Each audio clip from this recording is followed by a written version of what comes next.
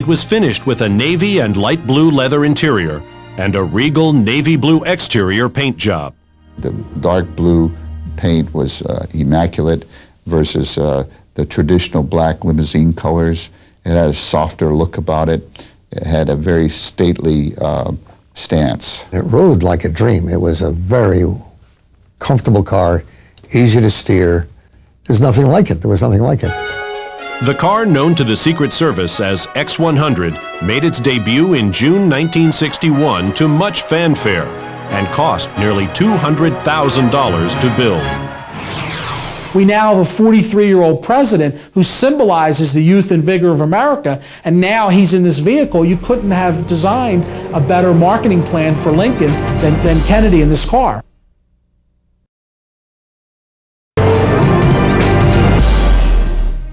For a generation of baby boomers, John Fitzgerald Kennedy represented a hopeful future, better opportunities, and a dawning of a new age. I think it made a lot of people proud to see that we were moving forward with a young president, with a man who was a Catholic. That was a first and virtually unheard of in America. And I think it signaled for people that the pages had turned. Kennedy was the first president to raise children in the White House, and he blazed another important trail. To better the country, Kennedy wanted to improve the lives of those whose rights were neglected in the past.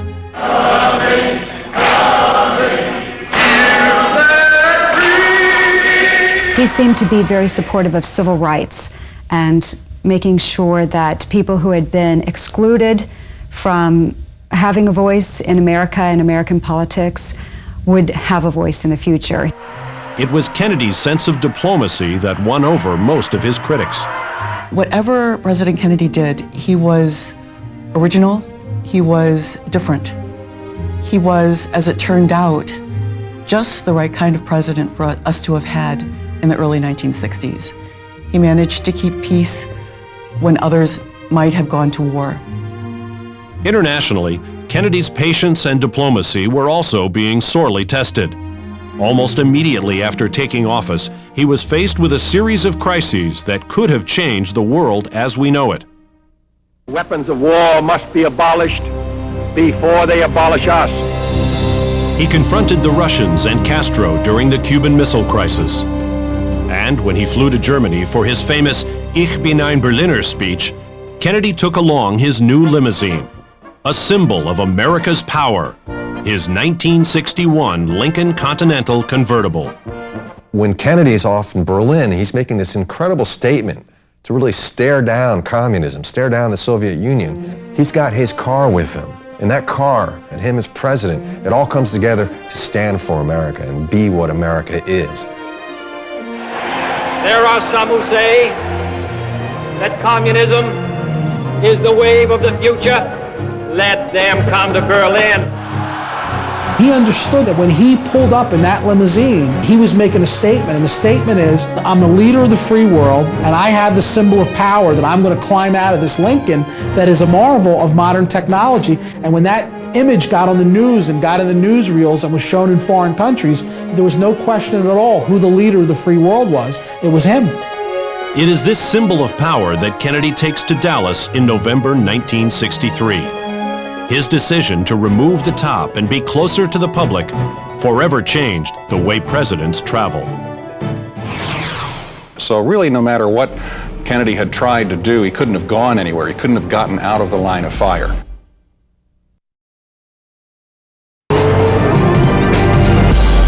After 3 years in office, President Kennedy's liberal politics had rubbed Bible Belt conservatives raw.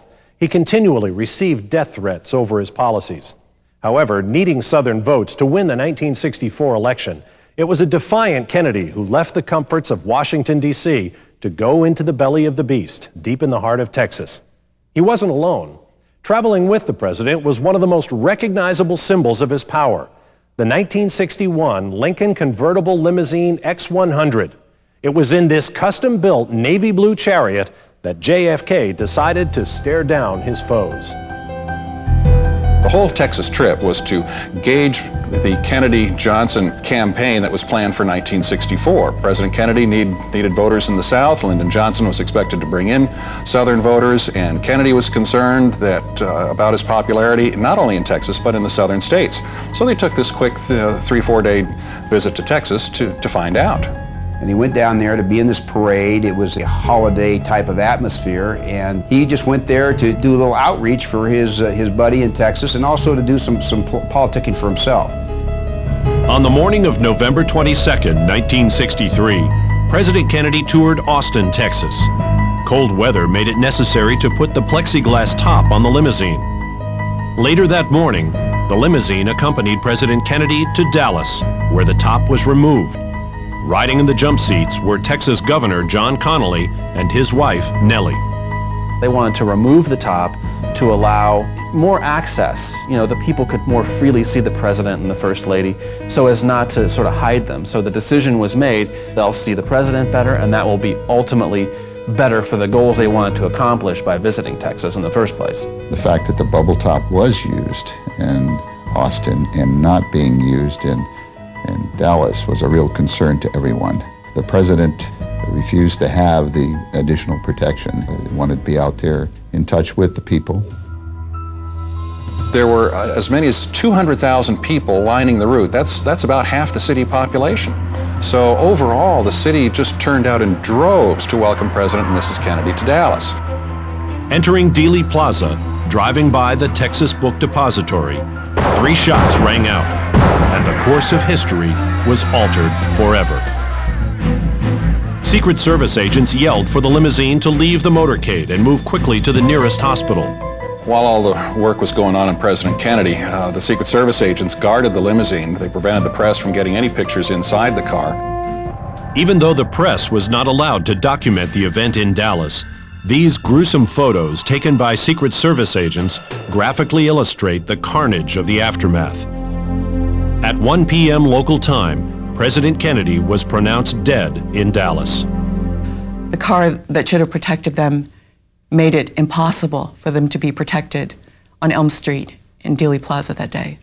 The car all of a sudden becomes very, very important to the whole scenario of what went on. The limousine is the crime scene. It's the place at which Kennedy was assassinated and Connally was injured. And at one point, for some reason, someone started cleaning out the back seat of the car. And there's no real record of why that was done, and it was only for a matter of moments.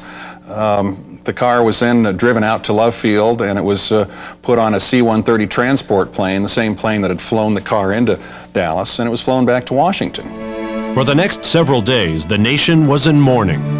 Everyone was in disbelief that this young, vibrant president could be killed in such a tragic fashion. The car had a menacing, long presence anyway, and when you look at it, for me, I look at it and I see the moment. I see him turn his head the moment he was shot. I see Jackie reaching forward and climbing out on the deck.